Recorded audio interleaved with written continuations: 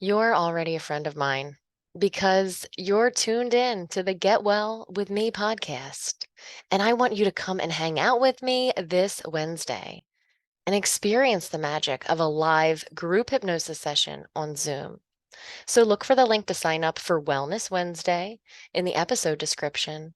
And don't resist the urge to click that link because I'd absolutely love to see you there. Welcome back to the Get Well with Me podcast. I am your host, Adrianne, and together we explore the healing powers of our subconscious mind while leaning in towards a healthier lifestyle. And today I wanted to share some inspiration because I surround myself with inspiration. I need it. And also, I'm hyper aware that our environment and the messages that we're receiving moment to moment really do affect our mood, our attitude, and they influence the thoughts that we think about ourselves. So I aim to keep my surroundings as positive as possible. And of course, if you're watching on video on Spotify or YouTube, you can see my bookshelf here. I have lots of wisdom on the shelf, and I like to keep that close in hand. And what you can't see is right in front of me is my bulletin board.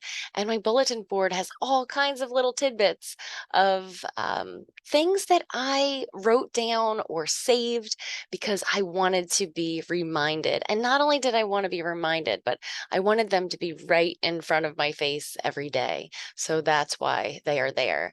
And they're a little bit random, but I thought maybe I could share some of my favorite little tidbits with you.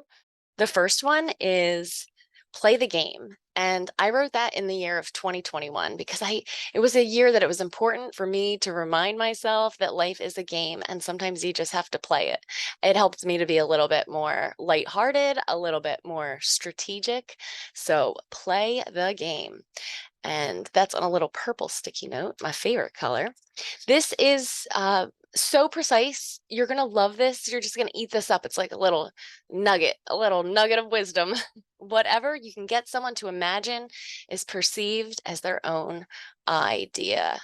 I'm going to read that again because maybe you're writing this down right now and putting it on your bulletin board.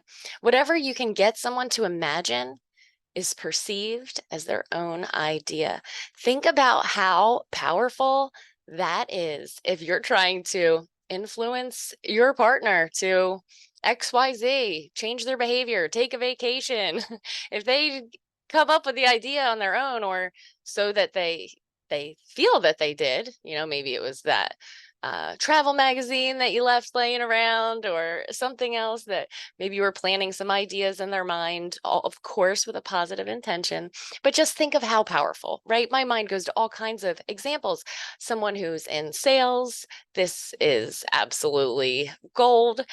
Someone who's trying to influence their children or young people in their life, it's so powerful just to frame our communication in this way. So one more time, whatever you can get someone to imagine is perceived as their own idea. Absolute gold. The next one is you do not persuade by telling, you persuade by asking. I have to remind myself of this because we want to make big observations and statements and all of these things when really remaining curious and helping to encourage curiosity in others really is the fastest way to communicate, understand one another, and persuade, right? I'm all about influence and persuasion with a positive intention. So you don't persuade by telling, you persuade by asking. So next time you want to tell someone something, think if maybe you can form it in a question and play with that a little bit. This is written on a little piece of paper, which, oh, I don't know if the camera can pick it up. Yeah, I think so. It says the Ritz-Carlton because when I wrote this down, I wrote it at the Ritz-Carlton. It was a trip that I won for some achievements back in the day, and I wanted to remember this exact quote because it pretty much epitomized everything that got me to this five-star conference trip, vacation, whatever. It was in Laguna Beach, California.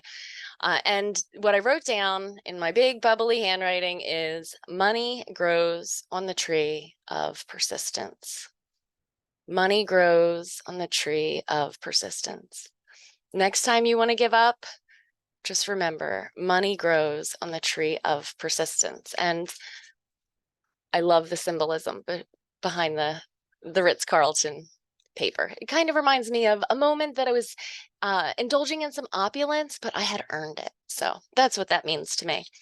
And oh, of course, the last one, excellence, not perfection. You know, I heard that on I wanted to say the John Lee Dumas podcast, but EO Fire years ago. And I mean, many years ago, was probably like 2015 or 16 or something like that.